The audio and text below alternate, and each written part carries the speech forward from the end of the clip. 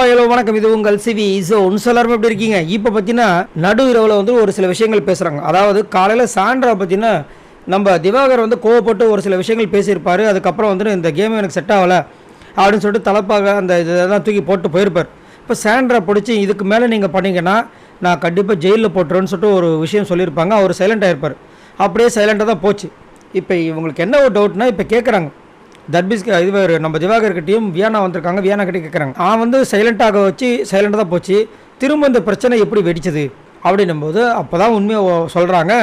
கனி தான் ஆரம்பித்தாங்க, காலையில் ஆரம்பித்தாங்க. ஓகே, திரும்பவும் யார் ஆரம்பிச்சு பார்க்கும்போது மறுபடியும் கனி தான் ஆரம்பிச்சிருக்காங்க. கனி தான் மறுபடியும் ஆரம்பித்து அப்போ இதை பற்றி நீங்கள் வந்து இது பண்ண மாட்டீங்களா அது பண்ண மாட்டீங்கன்னு சொல்லி விஜய் பார்வதி நீங்கள் வந்துட்டு இதுக்கு ஒரு நல்ல முடிவு கொடுப்பீங்கன்னு நினைக்கிறேன். பெண்கள் காக்கிற நீங்கள் வந்து பெண்களாக இருக்கிற நீங்கள் வந்துட்டு பெண்களுக்கு முன்னுரிமை கொடுப்பீங்கன்னு நினைக்கிறேன். அது இதுன்னு சொல்லி அவங்கள ஒரு வலையில் சிக்க வச்சிட்டாங்க. அவங்களும் வந்துட்டு அவங்களால முடிஞ்ச வரைக்கும் இந்த திவாகருக்கு எவ்வளோ சப்போர்ட் பண்ணாங்க. பட் முடியல, ஏன்னா இந்த மாதிரி லாக் பண்ணிட்டாங்க. அதனால தான் வந்துட்டு அது அப்படியே பெரிய பிரச்சனையாக போய் இத்தனைக்கும் விட்டுருந்தா சபரி அண்டு இவரை வந்து திவாகரை வந்து தூக்கி ஜெயிலில் போட்டிருப்பாங்க.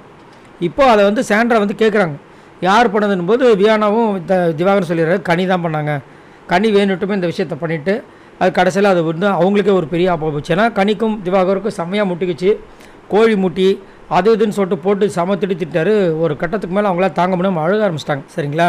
ஸோ கனி தேவையில்லாத வேலையில் முதலேருந்தே பண்ணிட்டு தான் இருக்காங்க. ஆனாலும் பார்த்தீங்கன்னா அவங்கள வந்து யாருமே வந்து நாமினேட் பண்ணுறது கிடையாது. ஏன் அப்படின்னா நம்ம திவாகர் சொன்ன மாதிரி அந்த சாப்பாடுன்ற ஒரு விஷயத்த ஆயுதமாக யூஸ் பண்ணுறாங்க.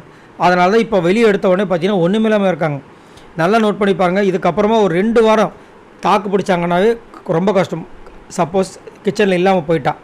ஸோ இந்த கனியை பற்றி என்ன நினைக்கிறீங்க?